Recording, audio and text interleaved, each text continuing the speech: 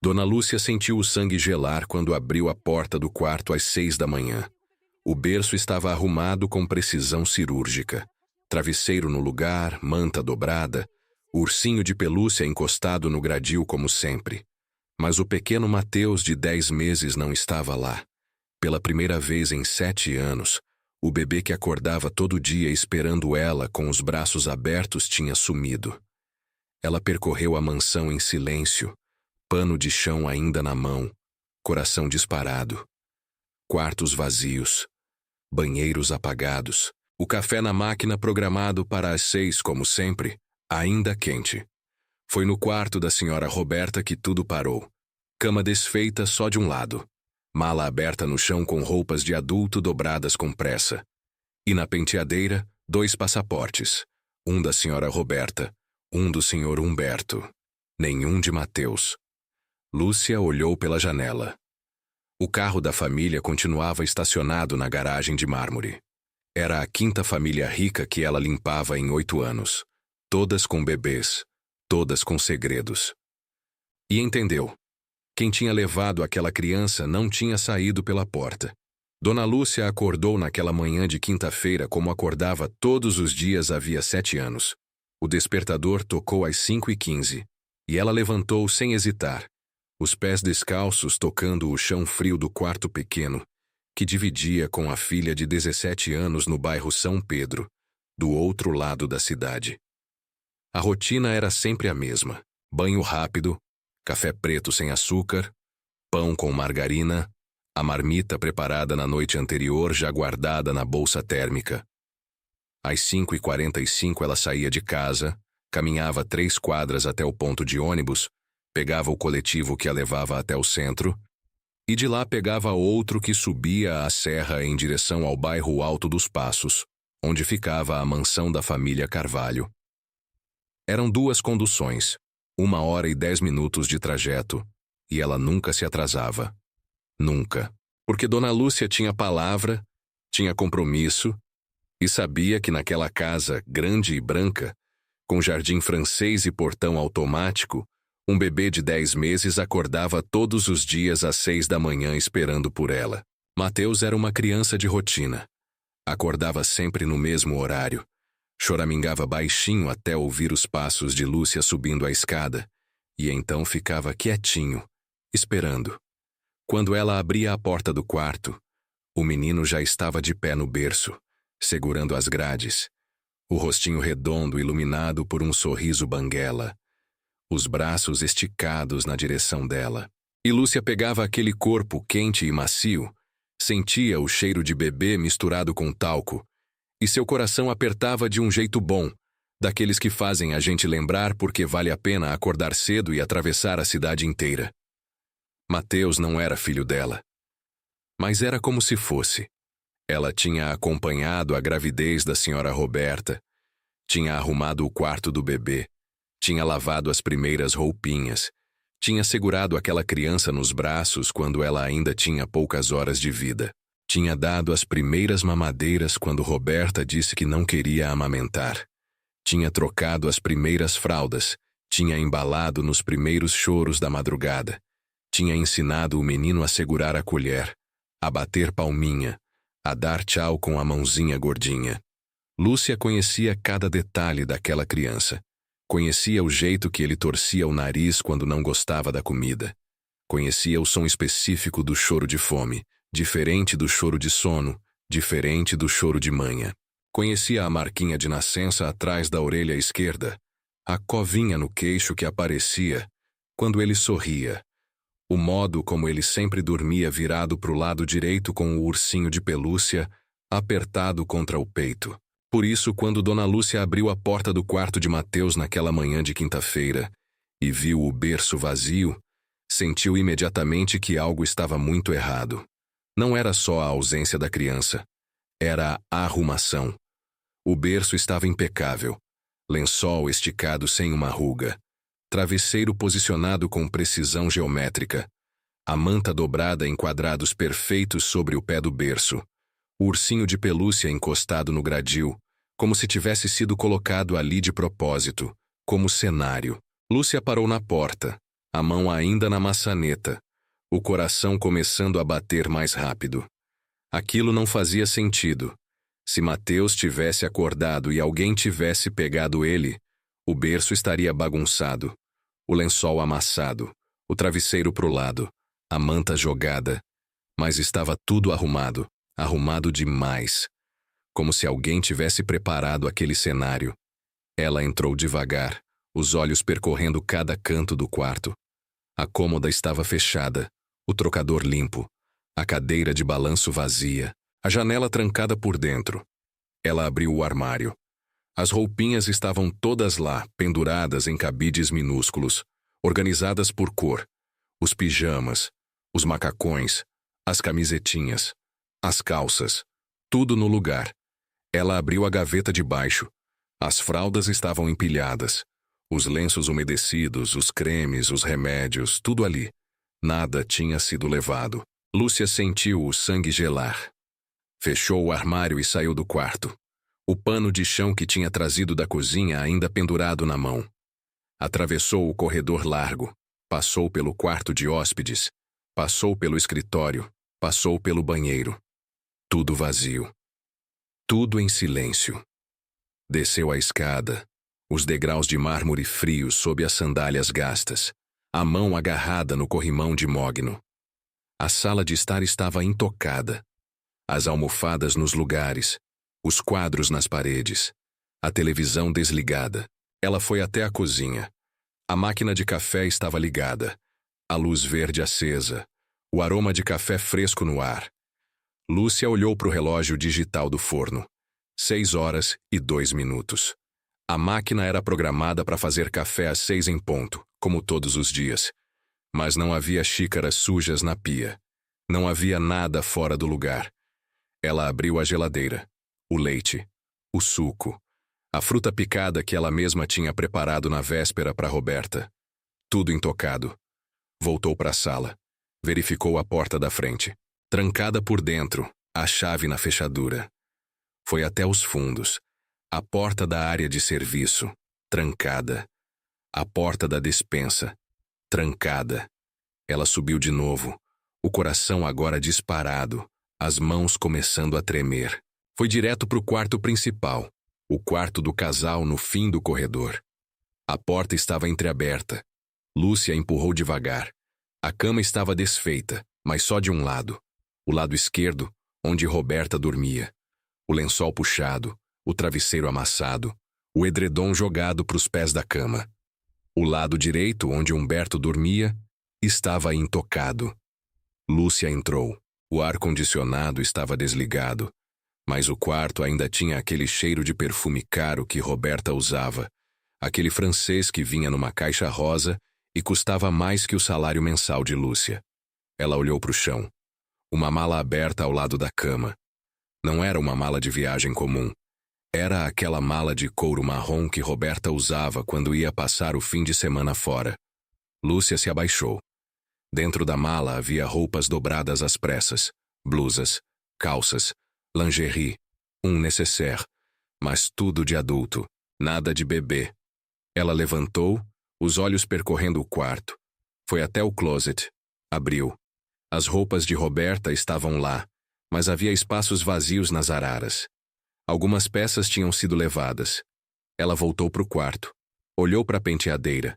E ali estava algo que fez o estômago dela revirar. 2 passaportes. Um azul marinho com o brasão dourado da República Federativa do Brasil. Ela pegou o primeiro. Abriu. Foto de Roberta Carvalho. Brasileira. Nascida em 1990. Pegou o segundo. Humberto Carvalho. Brasileiro. Nascido em 1987. Só 2 passaportes. Nenhum de Mateus. Lúcia sentou na beirada da cama, as pernas fracas, a cabeça rodando. Se Roberta tivesse levado Mateus, ela teria levado o passaporte dele. Ela teria levado roupas dele. Ela teria levado fraldas, mamadeiras, brinquedos. Mas não tinha levado nada. E havia outra coisa. A janela do quarto estava fechada, mas as cortinas estavam abertas. Lúcia levantou e foi até lá. Olhou para fora. A garagem ficava logo abaixo, visível da janela. Ela viu o sedã prata de Roberta, o BMW que ela tinha ganhado de Humberto no aniversário de casamento. Viu o carro preto de Humberto, o Mercedes que ele usava quando ia a eventos sociais. Mas a terceira vaga, onde ficava a picape Ford que Humberto usava para ir na fábrica, estava vazia. Lúcia pressionou a testa contra o vidro frio. A picape tinha saído. Mas quando? E com quem? Ela se afastou da janela, o cérebro trabalhando rápido, tentando juntar as peças. Voltou para a penteadeira. Abriu as gavetas.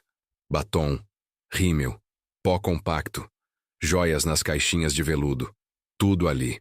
Pegou a bolsa de Roberta, aquela bolsa cara de grife que ficava sempre pendurada na cadeira. Abriu. Carteira dentro. Documentos, cartões de crédito, dinheiro. Se Roberta tinha fugido, por que tinha deixado tudo para trás? Ela saiu do quarto e foi para o escritório de Humberto, no primeiro andar. A porta estava destrancada, coisa rara, porque Humberto era ciumento com o espaço de trabalho dele. Ninguém entrava ali sem autorização, nem Roberta, nem Lúcia, nem ninguém. Mas hoje a porta estava aberta. Lúcia entrou. O escritório era amplo, com estante de livros do chão ao teto, mesa de madeira nobre no centro, poltrona de couro, luminária de bronze, tapete persa que Lúcia aspirava toda sexta-feira. A mesa estava coberta de papéis, contratos, planilhas, extratos bancários. Ela se aproximou devagar e viu, no centro da mesa, uma carta. Papel fino, cor creme, dobrado ao meio. Lúcia pegou com a mão tremendo. Abriu.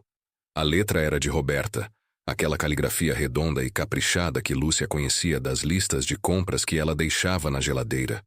Lúcia leu. Humberto, quando você ler isso, eu já vou estar longe. Levei o Mateus porque ele nunca foi seu.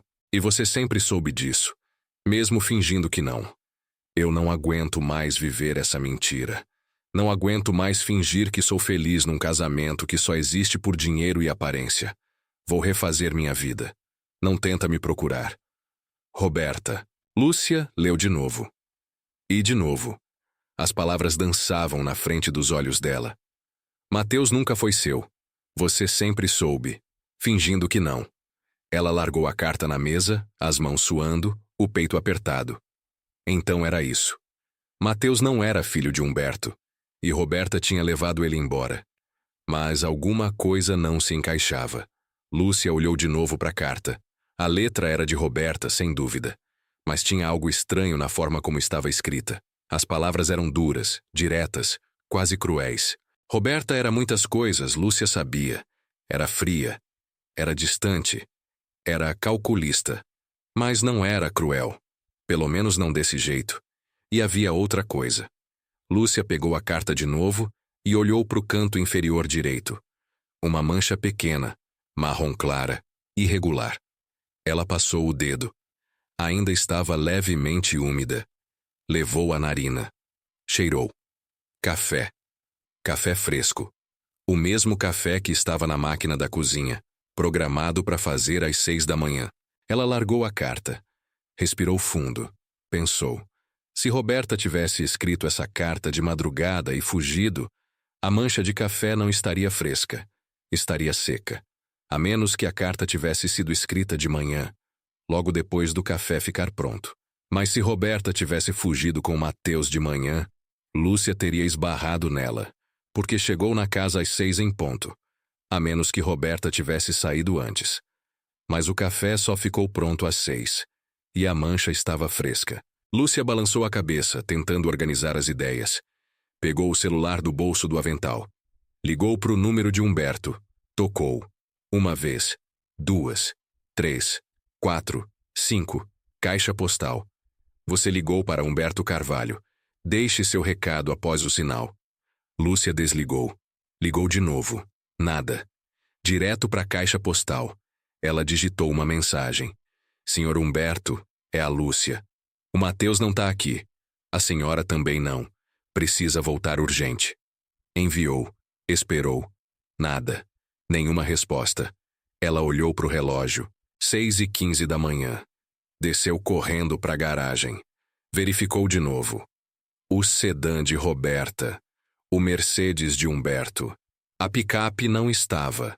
Ela voltou para dentro da casa, subiu para o quarto de Mateus de novo, como se esperasse encontrar o bebê lá, como se tudo tivesse sido um erro, um mal-entendido. Mas o berço continuava vazio. O ursinho continuava ali, encostado no gradil, os olhos de plástico preto encarando o nada. Lúcia pegou o telefone fixo da sala. Discou. 190. Atendeu uma voz feminina, profissional. Polícia Militar, bom dia. Bom dia. Eu preciso reportar um desaparecimento. A voz dela saiu trêmula. Que tipo de desaparecimento, senhora? Um bebê de 10 meses, nome Mateus. A senhora é a mãe? Não. Eu sou a empregada da família. Cheguei para trabalhar agora de manhã e o bebê não tá aqui. A mãe dele também não. Calma, senhora. A senhora está na residência agora? Estou. Qual o endereço? Rua das Hortênsias, 482, bairro Alto dos Passos, Juiz de Fora. Certo. A senhora mexeu em alguma coisa? Eu peguei uma carta que estava em cima da mesa e abri uns armários, mas não tirei nada. Tudo bem, a senhora vai ficar aí. Não mexe em mais nada. Tem uma viatura a caminho. Tá bom, obrigada.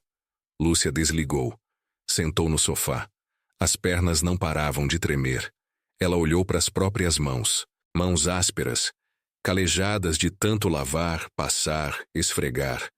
Mãos que tinham segurado Mateus centenas de vezes. Mãos que tinham dado banho nele, trocado ele, alimentado ele. E agora essas mãos estavam vazias. E ela não sabia onde estava aquele menino. 15 minutos depois a campainha tocou. Lúcia levantou num pulo e correu até a porta. Olhou pelo visor. 2 policiais. Ela abriu. Um deles era mais velho, uns 50 anos, bigode grisalho, barriga saliente, uniforme cinza amarrotado, colete à prova de balas por cima. O outro era jovem, magro, caderneta na mão, olhar atento. O mais velho falou primeiro. Bom dia, sou o sargento Viana. Esse é o soldado Marcelo. A senhora fez a chamada? Fiz. Sou a Lúcia. Entrem, por favor. Eles entraram. Olharam ao redor. Viana assoviou baixinho. Bonita casa. É. A senhora trabalha aqui há quanto tempo? 7 anos. Conhece bem a família? Conheço. Então vamos lá. Conta tudo pra gente desde o começo, sem pressa. Lúcia contou. Falou da rotina, falou de Mateus, falou do berço vazio, falou da mala, falou dos passaportes, falou da carta. Viana escutava com atenção, os olhos semicerrados, a mão no queixo. Marcelo anotava tudo. Quando ela terminou, Viana pediu. Mostra a carta. Lúcia levou eles para o escritório. Viana pegou a carta, leu devagar. Virou ela contra a luz. Examinou o papel. Cheirou. Virou para Lúcia. A senhora tocou nisso? Toquei. Desculpa, eu não sabia que não podia. Tudo bem, mas agora vamos precisar de perícia. Ele tirou o rádio do cinto. Central, aqui é Viana. Preciso de investigador e perícia técnica no Alto dos Passos. Possível sequestro de menor. Rua das Hortênsias, 482. A voz do rádio crepitou. Recebido, Viana. Equipe a caminho. Viana guardou o rádio. Olhou para Lúcia. Vamos ver o resto. Eles subiram para o quarto de Mateus. Viana examinou o berço, passou a mão no lençol, olhou embaixo do colchão. Marcelo fotografou tudo com o celular. Foram para o quarto do casal. Viana olhou a mala, revirou as roupas. E então ele viu. Embaixo de uma blusa amarela, um envelope branco. Ele pegou. Abriu. Dentro, fotos. Polaroides. Viana puxou uma. Lúcia se aproximou. Sentiu o ar faltar nos pulmões. A foto mostrava Roberta com um homem. Não Humberto. Outro homem. Mais novo, moreno, bonito, camisa aberta mostrando o peito bronzeado. Os dois estavam num restaurante. Taças de vinho na mesa, sorrisos largos. Viana puxou outra foto. Roberta e o mesmo homem numa praia. Ela de biquíni vermelho, ele de sunga, abraçados. Outra foto. Um quarto de hotel. Roberta deitada na cama, só de lingerie, olhando para a câmera com uma expressão que Lúcia nunca tinha visto nela. Felicidade. Pura felicidade. Viana virou uma das fotos. No verso, uma data escrita à caneta. 3 meses atrás. Ele olhou para Lúcia. A senhora conhece esse homem? Lúcia olhou com atenção. Não. Nunca vi. Viana colocou as fotos de volta no envelope. Vamos levar isso. Marcelo colocou o envelope num saco plástico transparente. Escreveu algo numa etiqueta, lacrou. Viana pegou o celular. Ligou para a delegacia. Alô, Ferreira, é o Viana. Preciso que você faça umas checagens para mim. Nome, Humberto Carvalho. Proprietário da Carvalho Tecidos, aqui em Juiz de Fora. Quero saber se tem antecedentes, se tem ocorrências, se tem mandado. E a esposa, Roberta Carvalho. Mesma coisa. Ah, e emite alerta para todas as bases. Desaparecimento de menor. Mateus Carvalho, 10 meses. Pode ter sido levado pela mãe ou pelo pai. Descrição. Bebê, pele clara, cabelo castanho claro, olhos castanhos. Tá. Obrigado. Ele desligou. Virou para Lúcia. A senhora tem foto do bebê? Tenho. Lúcia pegou o celular, abriu a galeria, mostrou. Mateus sorrindo, segurando um biscoito. Viana pegou o celular dela e enviou a foto para o número dele. Vou mandar isso para todas as viaturas. E para os postos de pedágio também. Se alguém tentar sair da cidade com esse bebê, a gente intercepta. Lúcia assentiu, a garganta apertada demais para falar. Marcelo estava examinando a escrivaninha no canto do quarto. Abriu uma gaveta. Encontrou um caderninho. Folheou. Sargento, olha isso. Viana se aproximou. Pegou o caderninho. Era uma agenda. Com anotações, datas, horários, nomes, lugares. Viana leu em voz alta. Dia 15, Cláudio, Motel Serra Verde, meio-dia. Dia 22, Cláudio, Restaurante Francês, jantar. Dia 28, Cláudio, Praia de Camburi, fim de semana. Ele fechou a agenda. Cláudio, deve ser o cara das fotos. Lúcia fechou os olhos. Sentiu náusea. Roberta estava tendo um caso e vinha anotando tudo como se fosse compromisso de trabalho. Viana guardou a agenda no bolso. Vamos até a fábrica. Precisamos falar com o Sr. Humberto. Eles desceram. Na sala, Viana parou. A senhora vai ficar aqui? Vou. Alguém precisa ficar. Tudo bem. A perícia vai chegar daqui a pouco. Deixa eles trabalharem. E se a senhora Roberta aparecer, ou se o Sr. Humberto ligar, você me avisa. Ele deu um cartão para Lúcia. Cartão simples, papel barato, nome digitado. Sargento Carlos Viana, celular, fixo. Obrigada. A gente vai encontrar esse bebê, dona Lúcia. Pode ficar tranquila. Lúcia queria acreditar, mas não conseguia, porque ela conhecia aquela casa, conhecia aquela família, e sabia que debaixo daquele verniz de perfeição havia rachaduras profundas, rachaduras que agora tinham se aberto e engolido um bebê. Viana e Marcelo saíram. Lúcia ficou sozinha na casa enorme e silenciosa. Ela andou pelos cômodos, sem destino, sem propósito. Passou pela sala de jantar, a mesa de mogno com 10 lugares, o lustre de cristal pendente do teto. Passou pela sala de TV, o sofá de couro branco em formato de L, a tela de 70 polegadas na parede. Passou pela sala de jogos, a mesa de sinuca, o bar completo, as poltronas reclináveis. Tudo caro, tudo bonito, tudo vazio. Ela subiu de novo para o quarto de Mateus.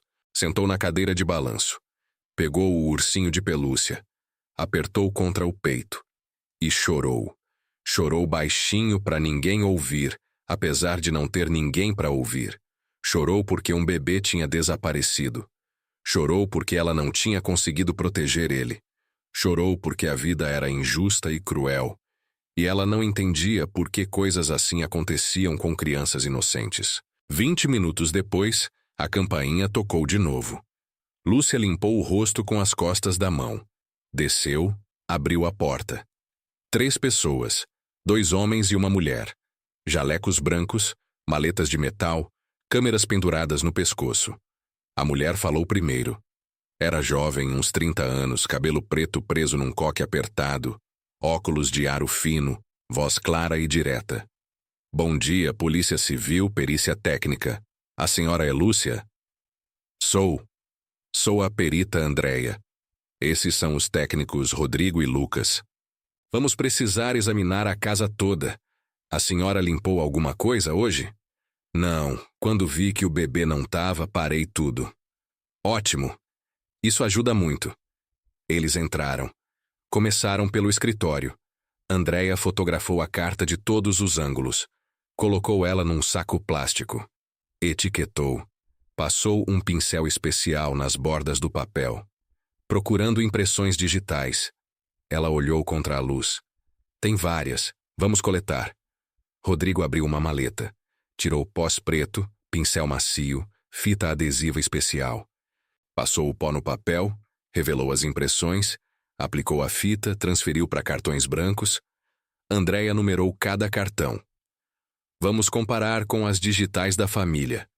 Se houver impressões estranhas, a gente descobre. Eles subiram para o quarto de Mateus. Andréia tirou da maleta um frasco de líquido transparente e um borrifador. Luminol. Reage com sangue, mesmo que seja invisível a olho nu. Ela apagou a luz do quarto. Borrifou o berço. Nada. Borrifou o chão ao redor. Nada. Borrifou a porta. Pequenas marcas azuis brilharam, pegadas. Ela acendeu a luz, fotografou, mediu com uma fita métrica. Número 42, masculino. Lúcia engoliu seco. Do Sr. Humberto? Provavelmente. Mas vamos confirmar. Andréia borrifou o corredor. Mais pegadas, todas do mesmo tamanho. Levavam do quarto de Mateus até a escada. Desciam, seguiam até a garagem. Ela continuou. Borrifou a garagem. Nada. Voltou para o primeiro andar. Borrifou o escritório. E então algo apareceu. No tapete embaixo da mesa, manchas brilharam, azuis, intensas. Andréia se abaixou, examinou. Sangue, bastante. Lúcia levou a mão à boca. De quem? Não sei. Pode ser de qualquer um. Pode ser antigo. Pode ser recente. Vou coletar. O laboratório vai dizer. Ela pegou cotonetes estéreis. Esfregou nas manchas. Guardou em tubos plásticos. Etiquetou. Rodrigo fotografou tudo. Lucas recolheu fibras do tapete. Fios de cabelo encontrados na mala de Roberta. Amostras de poeira. Eles trabalharam em silêncio, metódicos, profissionais. 2 horas depois, terminaram. Andréia desceu com as maletas cheias de evidências. Parou na frente de Lúcia. Vamos analisar tudo no laboratório. Vai demorar uns dias. Mas qualquer coisa que encontrarmos, a gente avisa. E o Mateus? Andréia hesitou. Lúcia viu a dúvida nos olhos dela. A gente vai fazer o possível. Não era a resposta que Lúcia queria ouvir, mas era a única que tinha. A equipe da perícia saiu. Lúcia ficou de novo sozinha. Olhou para o relógio. 9 da manhã. 3 horas desde que tinha descoberto o desaparecimento. 3 horas e nenhuma notícia de Mateus. Nenhuma notícia de Roberta. Nenhuma notícia de Humberto. Ela pegou o celular. Ligou para o número da fábrica. Tocou. Atendeu uma voz masculina, jovem. Carvalho Tecidos. Bom dia. Bom dia. É da casa do Sr. Humberto. Eu preciso falar com ele. O Sr. Humberto não veio hoje. Como assim não veio? Não apareceu. E não avisou. A gente está tentando ligar para ele, mas não atende. E a picape dele? Que picape? A Ford preta que ele usa para ir trabalhar. Não vi. Mas deixa eu perguntar pro pessoal da portaria. Ela ouviu vozes abafadas. O homem voltou. A portaria disse que não viu o carro dele hoje, ele não passou aqui. Obrigada. Lúcia desligou. O estômago revirou. Humberto não tinha ido para a fábrica. Então onde ele estava? E por que não atendia o telefone? Ela ligou pro sargento Viana. Ele atendeu no segundo toque. Viana, sargento, é a Lúcia. O senhor Humberto não foi para a fábrica hoje. E ninguém sabe onde ele está. Silêncio do outro lado. Depois. A gente está indo para a delegacia agora. Vou emitir alerta para ele também. Se ele aparecer, a gente prende. Prende? Por quê? Porque ele é suspeito, dona Lúcia. Ou de sequestro, ou de cumplicidade. De um jeito ou de outro, ele sabe de alguma coisa. A ligação caiu. Lúcia ficou parada na sala, o celular na mão, a cabeça girando. Humberto. Suspeito. Não fazia sentido. Humberto amava Mateus. Ela tinha visto. Tinha visto o jeito que ele olhava para o filho. O jeito que ele pegava o menino no colo quando chegava do trabalho, cansado, mas sempre com um sorriso. O jeito que ele sentava no chão do quarto e brincava de esconde-esconde, fazendo vozes engraçadas, fazendo o bebê gargalhar. Humberto não faria mal a Mateus. Não faria. A menos que a carta fosse verdade. A menos que Mateus não fosse filho dele. A menos que ele tivesse descoberto. E enlouquecido. O telefone fixo da sala tocou. Lúcia correu. Atendeu. Alô? Dona Lúcia? Era Viana. Sou eu. Achamos a picape. O coração dela pulou. Onde? BR-040, altura de Santos Dumont. Abandonada no acostamento. E o Mateus? Tava lá? Silêncio. Depois. Não. Mas achamos uma cadeirinha de bebê no banco de trás. E uma manta. Com sangue. Lúcia sentiu as pernas fraquejarem. Sentou no chão, as costas contra a parede. Quanto sangue? Não muito, algumas gotas. Mas o suficiente para a gente saber que alguém se machucou. Meu Deus! Emitimos alerta geral, bloqueio em todas as estradas, mandado de busca e apreensão para o Sr. Humberto. Se ele tá com o bebê, a gente vai encontrar. E se ele não tiver, vamos encontrar mesmo assim. Viana desligou. Lúcia ficou sentada no chão, o telefone mudo na mão. Pensou em Mateus. No sorriso dele, no cheiro dele, nos bracinhos esticados esperando por ela toda manhã. E pensou que talvez nunca mais veria aquele bebê. Talvez ele estivesse machucado. Ou pior, ela não conseguia nem formar o pensamento. Não conseguia. Porque se deixasse aquele pensamento entrar na cabeça, ela ia desmoronar. E ela não podia desmoronar. Porque Mateus precisava dela inteira. Precisava que ela continuasse pensando, continuasse procurando, continuasse acreditando. Ela se levantou. Foi até a cozinha, encheu um copo d'água. Bebeu. Respirou fundo. Pensou. A carta dizia que Roberta tinha levado Mateus. Mas Roberta tinha deixado os passaportes. Tinha deixado a bolsa. Tinha deixado o dinheiro. E não tinha levado nada do bebê. Então Roberta não tinha levado Mateus. Mas alguém queria que parecesse que ela tinha. Quem? Humberto. Tinha que ser Humberto. Ele tinha descoberto a traição. Tinha descoberto que Mateus não era filho dele. E tinha enlouquecido. Tinha forjado a carta. Tinha preparado a cena. Tinha pegado o bebê e fugido. Mas para quê? Para vingar? Para machucar Roberta? Ou para ficar com Mateus longe dela? Lúcia não sabia. Mas sabia uma coisa. Precisava encontrar Roberta. Porque Roberta era a única que podia explicar tudo. Ela pegou o celular. Ligou para o número de Roberta. Tocou. Uma vez, duas, três. Atendeu. Alô? A voz era de Roberta. Mais diferente. Leve. Feliz. Música ao fundo. Riso de homem. Lúcia engoliu seco. Senhora Roberta? Lúcia, o que foi? A senhora tá onde? No Rio. Por quê?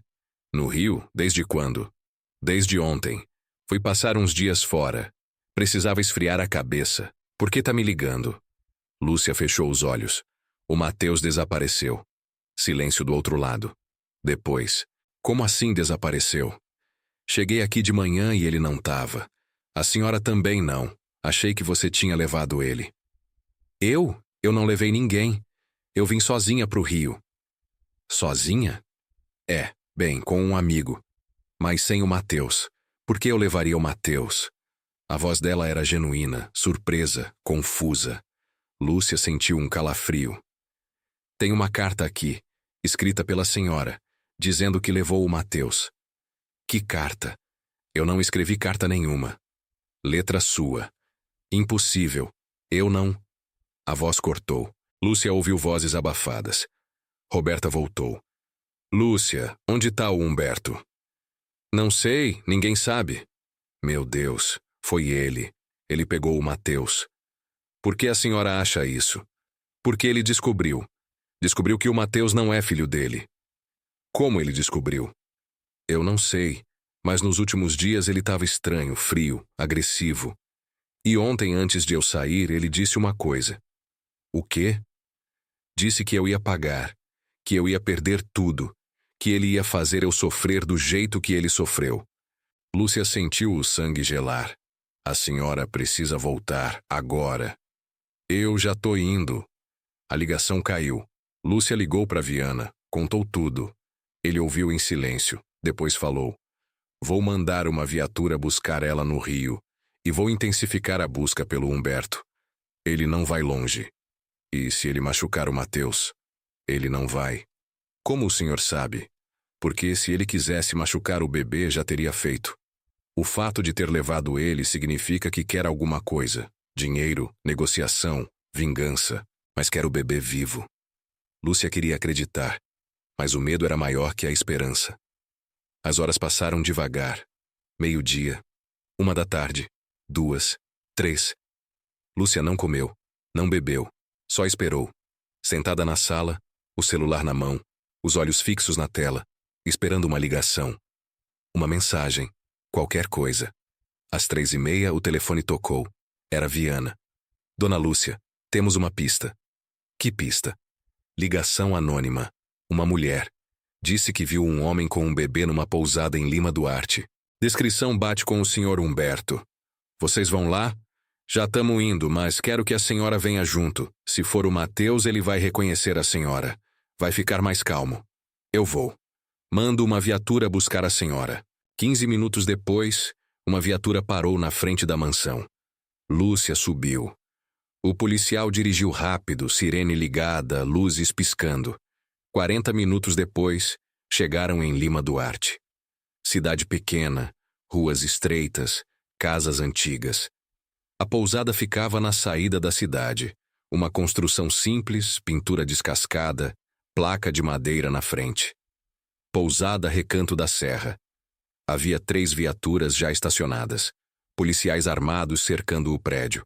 Viana estava na frente, rádio na mão. Viu Lúcia. Acenou. Ela desceu da viatura. Ele se aproximou. Quarto 7, primeiro andar, tá trancado por dentro. Mas a gente ouviu o choro de bebê. O coração de Lúcia disparou. É o Mateus. Eu conheço o choro dele. Vou arrombar a porta. Fica atrás. Ele fez sinal para os outros policiais. Subiram a escada, pararam na frente da porta do quarto 7. Viana bateu. Senhor Humberto! Polícia! Abra a porta! Silêncio. Só o choro do bebê, mais alto agora. Desesperado. Viana bateu de novo. Última chance. Abra ou a gente arromba. Nada, ele recuou. Deu um chute forte na porta. A fechadura cedeu, a porta se abriu. Lúcia entrou atrás dos policiais. E viu. Humberto sentado na cama, Mateus no colo. O bebê chorava, o rosto vermelho, os olhos inchados. Humberto também chorava. Lágrimas descendo pelo rosto, barba por fazer, camisa amarrotada, olhos vermelhos e vazios. Quando viu os policiais, ele apertou Mateus mais forte. Eu não ia machucar ele. Eu só não queria perder meu filho. Viana se aproximou devagar, as mãos levantadas. Senhor Humberto, calma. Ninguém vai machucar ninguém, mas o senhor precisa entregar o bebê. Ele é meu filho. Eu sei. Não, você não sabe. Você não sabe o que é cuidar de uma criança desde que ela nasceu. Trocar fralda, dar mamadeira, acordar de madrugada quando ela chora. E depois descobrir que ela nem é sua. A voz dele quebrou. Descobrir que tudo foi mentira. Eu entendo. Mas o bebê precisa de cuidados médicos. Ele tá desidratado. Tá com fome. Precisa ir pro hospital. Humberto olhou para Mateus. O bebê estava pálido, os lábios rachados, o choro fraco. Ele fechou os olhos e entregou o filho. Viana pegou Mateus com cuidado. Passou para Lúcia. Leva ele pro carro. A ambulância tá esperando lá embaixo. Lúcia segurou Mateus contra o peito. O bebê parou de chorar imediatamente. Reconheceu o cheiro dela, o toque dela. Encostou a cabecinha no ombro dela. Suspirou. Lúcia desceu a escada, as lágrimas escorrendo. Entrou na ambulância. O paramédico examinou Mateus. Desidratação leve, assaduras, mas nada grave. Ele vai ficar bem. Lúcia abraçou o bebê. Beijou a testa dele. Sussurrou. Tá tudo bem agora. Tá tudo bem. Humberto foi preso. Algemado. Levado para a delegacia. Não resistiu. Não falou. Só baixou a cabeça e deixou. Na delegacia, ele confessou tudo. Contou que 3 meses atrás tinha começado a desconfiar. Roberta cada vez mais distante, saindo sozinha, voltando tarde, perfume diferente, sorriso diferente. Ele contratou um detetive. O detetive seguiu Roberta, tirou fotos, mostrou para Humberto. Roberta com outro homem, Cláudio, personal trainer, 25 anos. Humberto confrontou Roberta. Ela negou. Disse que eram só amigos. Ele não acreditou. Pegou um fio de cabelo de Mateus. Levou-o num laboratório particular. Pediu exame de DNA. Resultado veio 2 semanas depois. 0 compatibilidade. Mateus não era filho dele. Humberto ficou destruído. Pensou em se matar.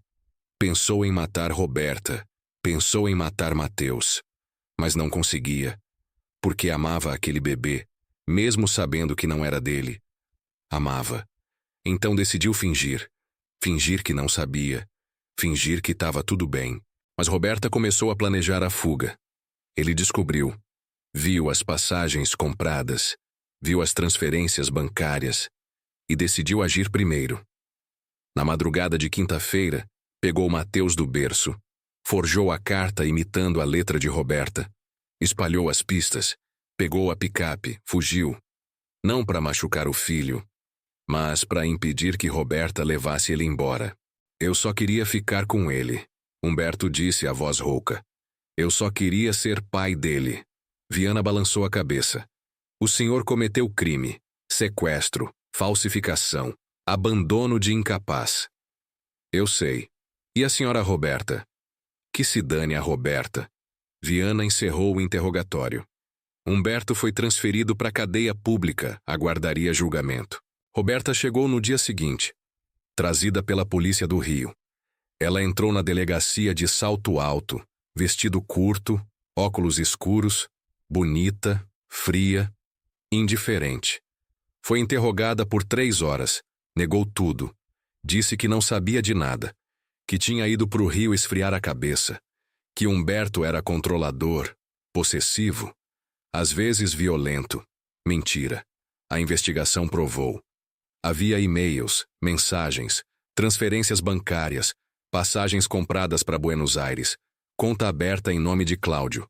Roberta ia fugir. Com o amante. E com Mateus. Não por amor ao filho, mas por dinheiro, pensão, garantia. O juiz analisou tudo. Decretou perda de guarda temporária para os dois. Humberto e Roberta. Mateus foi colocado sob tutela da avó paterna, Dona Célia, mulher de 60 anos aposentada que morava numa casa simples em Barbacena. Dona Célia chegou na delegacia no final da tarde. Baixinha, cabelo grisalho, rosto enrugado, mãos calejadas. Abraçou Mateus. Chorou. Agradeceu Lúcia. Você salvou meu neto. Lúcia balançou a cabeça. Eu só prestei atenção. Mas ninguém mais prestou. Os meses passaram. Humberto foi julgado. Condenado a 2 anos em regime aberto por sequestro e falsificação de provas. Perdeu a guarda definitiva de Mateus. Mas manteve o direito de visita supervisionada. 1 vez por mês, meia hora, sempre com assistente social presente. Roberta também foi processada. Abandono afetivo. Tentativa de apropriação indébita de bens conjugais. Perdeu a guarda. Perdeu qualquer direito sobre o patrimônio de Humberto. Perdeu a pensão. Tentou recorrer. Perdeu de novo. Sumiu. Refez a vida em outro estado. Mudou o nome. Nunca mais visitou o filho. Mateus ficou com Dona Célia. E Lúcia continuou trabalhando. Mas não mais na mansão vazia do Alto dos Passos. Agora na casa simples de Dona Célia em Barbacena. 3 vezes por semana. Cuidando de Mateus. Dando banho. Trocando fralda. Preparando papinha. Brincando. Cantando. Amando. Porque Lúcia tinha aprendido que amor não é sangue. Amor é presença. É cuidado. É atenção. É escolha. Mateus cresceu. Aprendeu a andar segurando na mão de Lúcia. Aprendeu a falar ouvindo a voz dela. E a primeira palavra que disse, aos 15 meses com a boca cheia de bolacha e o rosto sujo de chocolate, foi Ucia. Não conseguia falar o L ainda, mas todo mundo entendeu. Dona Célia sorriu. Ele sabe quem é a mãe dele de verdade. Lúcia abraçou Mateus. Sentiu o peso gostoso daquele corpinho quente. O cheiro de bebê misturado com shampoo de camomila. Eu não sou mãe dele. É sim, mãe não é quem pare. Mãe é quem cria. E era verdade, porque Roberta tinha parido Mateus, mas nunca tinha sido mãe. Humberto tinha amado Mateus, mas tinha desistido. E Lúcia? Lúcia não tinha sangue de Mateus, não tinha direitos legais, não tinha documentos, mas tinha algo que ninguém mais tinha. Tinha presença. Todos os dias. Sem falhar. Sem desistir. Sem abandonar. Os anos passaram. Mateus fez 2 anos. 3, 4, 5. Entrou na escola. Fez amigos. Aprendeu a ler, a escrever, a desenhar.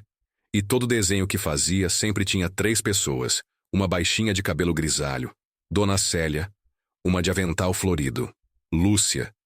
E um menino pequeno no meio segurando a mão das 2. Mateus. A professora perguntou um dia: "Quem são essas pessoas, Mateus?" Ele respondeu sem hesitar: "Minha avó, minha Lúcia e eu." "Sua Lúcia?" "É, ela cuida de mim." "Ah, ela é sua babá?" Mateus franziu a testa. Pensou. Depois balançou a cabeça. "Não, ela é minha Lúcia." E não tinha palavra melhor. Porque Lúcia não era babá, não era empregada, não era funcionária. Era Lúcia, a pessoa que estava lá quando o mundo dele desmoronou. A pessoa que notou o berço vazio. A pessoa que desconfiou da carta. A pessoa que não ignorou os sinais. A pessoa que salvou ele. Humberto visitava uma vez por mês. Chegava com brinquedos caros, roupas de marca, chocolates importados. Mateus aceitava educado, brincava um pouco. Mas quando Humberto ia embora, era para Lúcia que ele corria. Era no colo dela que ele buscava conforto. Humberto percebia, e doía.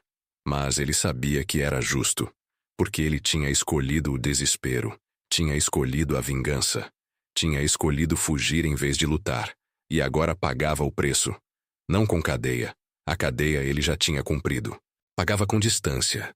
Com frieza, com a certeza de que tinha perdido o filho não quando descobriu que o sangue era diferente, mas quando decidiu que isso importava mais que o amor. Lúcia nunca deixou de trabalhar. Continuou limpando casas. Continuou cuidando de crianças. Continuou acordando cedo, pegando 2 ônibus, atravessando a cidade. Mas agora ia para Barbacena 3 vezes por semana. E nos outros dias, trabalhava em outras casas. Casas menores, famílias mais simples, salário menor, mas ela não reclamava, porque tinha Mateus, tinha Dona Célia, tinha uma família que não era de sangue, mas era de escolha. E isso bastava. Um dia Mateus tinha 7 anos, chegou da escola com uma folha de papel. Atividade de casa.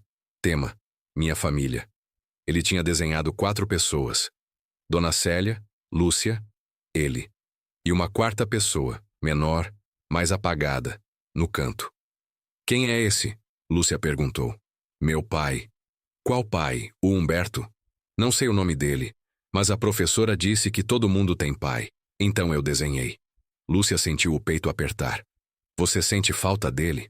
Mateus pensou. Balançou a cabeça. "Não, eu tenho você." Lúcia abraçou ele, fechou os olhos e agradeceu.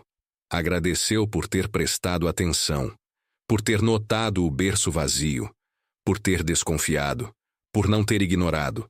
Porque se tivesse ignorado, Mateus não estaria ali. Não estaria vivo, saudável, feliz, estaria perdido. Ou pior, Dona Célia morreu quando Mateus tinha 10 anos. Infarto, rápido, sem dor. Foi dormir e não acordou. Mateus chorou. Lúcia chorou. O enterro foi simples. Poucas pessoas. Mas as pessoas certas. Humberto foi. Ficou no fundo. Não se aproximou. Roberta não apareceu. Nunca aparecia. Depois do enterro, a assistente social chamou Lúcia. Precisamos decidir o que fazer com o Mateus. Como assim? Dona Célia era a tutora legal dele. Com ela morta, ele precisa de outro responsável. E quem vai ser? Pode ser o pai. Humberto já cumpriu a pena, tem direito de pedir a guarda de volta. Lúcia sentiu o chão sumir. E se ele pedir? O juiz vai avaliar, mas provavelmente vai deferir. E eu? Você não tem vínculo legal com o menino. Mas eu cuidei dele a vida toda. Eu sei, mas legalmente você não é nada. Lúcia saiu da reunião atordoada, conversou com Mateus, explicou. Ele ouviu em silêncio. Depois perguntou: se eu for morar com o Humberto, você vai junto? Não, eu vou continuar trabalhando, mas não vou morar lá. Então eu não vou. Não é assim, Mateus, você não pode escolher. Posso sim. A professora disse que criança tem direito de falar o que quer. Mas o juiz pode não escutar. Então eu vou falar alto. A audiência foi marcada. Humberto pediu a guarda. Disse que tinha se recuperado, que tinha feito terapia, que tinha aprendido, que queria ser pai de verdade. O juiz ouviu. Chamou Mateus. Perguntou: o que você quer, Mateus? Mateus olhou para o juiz, depois para o Humberto, depois para Lúcia, sentada no fundo da sala, e disse: eu quero ficar com a Lúcia. Lúcia não pode ser sua tutora legal.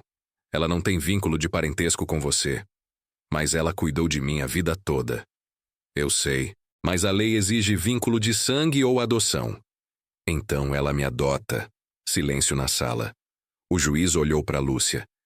A senhora quer adotar o menino? Lúcia sentiu as lágrimas descerem. Eu não tenho dinheiro. Não tenho casa própria. Não tenho estudo. Eu sou só uma faxineira. Mas você quer? Ela olhou para Mateus, para o rosto dele, para os olhos dele esperando a resposta, e disse: quero. Mais que tudo. O juiz olhou para os papéis, pensou, depois falou: vou deferir a guarda provisória para Lúcia e vou iniciar processo de adoção. Se tudo correr bem, em 6 meses a adoção é definitiva. Mateus correu. Abraçou Lúcia. Ela abraçou de volta. Apertou forte. E pela primeira vez em 10 anos, sentiu que tinha feito a coisa certa. A adoção foi definitiva 6 meses depois. Lúcia virou mãe legal de Mateus. Humberto desistiu da disputa. Disse que só queria que o menino fosse feliz. E era. Feliz. Saudável. Amado. Roberta nunca deu sinal de vida. Sumiu. Desapareceu. E ninguém sentiu falta. Lúcia continuou trabalhando. Continuou limpando casas. Mas agora com um propósito diferente. Agora tinha um filho para sustentar, para educar, para criar. E fazia isso com orgulho, com amor, com dedicação. Mateus cresceu. Virou adolescente. Virou jovem. Entrou na faculdade. Curso de direito. Queria ser advogado. Queria defender crianças. Crianças como ele, que tinham sido abandonadas, esquecidas, mas salvas. Salvos por alguém que prestou atenção. No dia da formatura, Mateus subiu no palco. Recebeu o diploma. Olhou para a plateia. Viu Lúcia na primeira fileira. Cabelos grisalhos agora. Rugas ao redor dos olhos.